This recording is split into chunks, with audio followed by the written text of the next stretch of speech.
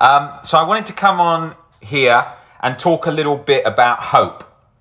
This is the key message in OCD recovery. When I was lost, alone, very, very stuck, I used to have very little hope of ever recovering, very little hope of ever getting better. That was where I was. Now, along that road, there was many inspirational moments where I felt hope lifting up.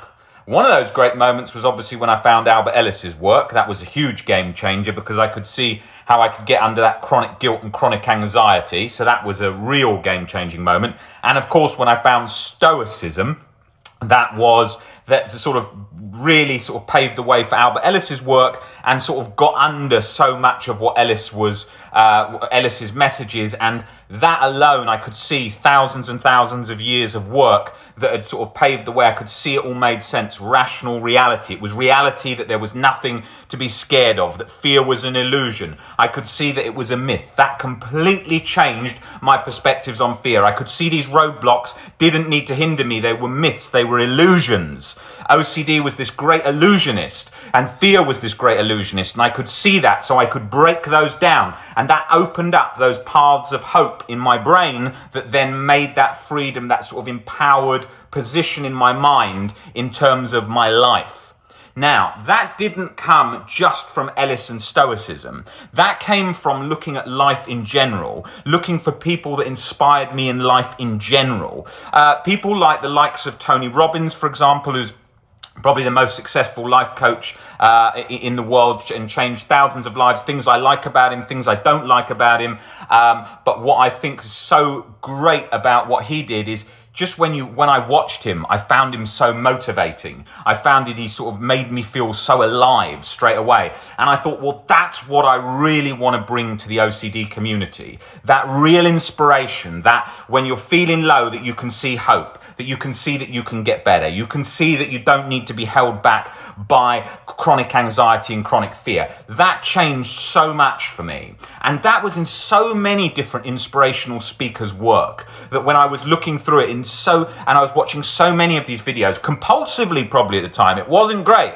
But what I saw is I could see how they were setting the stage in my mind for those steps to feel really full of energy to go for it. And I needed that because even the term OCD felt like some all-constraining, locked-in-like mechanism, some like octopus in my brain that was latched all around everything, so I felt like I couldn't get out, I couldn't get better.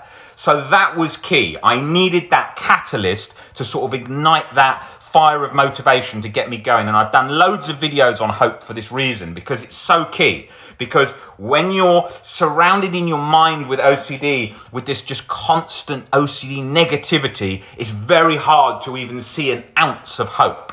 So that's why that's so important. So those were really key parts of getting me in that sort of mindset to go for it, along with working out, cardio, weight resistance training, going to bed at normal times, getting a healthier life, healthy nutrition, all these kinds of things, so that I genuinely felt so much better. Because what happens is when you're really struggling with OCD and anxiety, imagine you've got a bucket and the hole in it is OCD and water's pouring out of that all the time. You're not going to fix that hole just yet because you're not recovered, but you're going to have to keep filling that bucket up so that the energy doesn't all come out. So those things you can do by getting good sleep, working out, eating healthy. Now, obviously, it's going to latch to things like, what if I can't get good sleep? Don't worry about that. Don't try and control sleep. Don't get perfectionist over sleep. People used to sleep in a ditch, used to sleep on the street, used to sleep on the floor and sleep on a horse in battle, everything. Don't get into controlling sleep. That does the opposite. Even if I was sleeping 5 hours a night for a long time and less, and intermittent, constant nightmares for years. But I worked out, I ate healthy, I did all the things to really get myself motivated, and that helped so much. Had I just stayed in bed, which I did lots of times, stayed on a laptop in bed, which I did lots of times, stayed playing computer games or just watching TV box sets, complete life structure nightmare that was just this constant, as I coined the word, coasting, where you're just going along, functioning good enough, but you're not making that real impact into changing your OCD life, right? And when I say OCD and how it's constraining your life, that's the life at that point. That's not forever. Like OCD now, there's no chronic guilt, no chronic anxiety. I can't tell I've got OCD at all. Like I can't see it or experience it. But when on little things now and again, so like 99.999% of the time, you're not going to notice it. Little things, you'll notice it. Try and bite before you've noticed it there. You can't cure it. People who say they can, they don't understand it. You can't cure it, but you can't tell the difference living with it. That's what recovery is.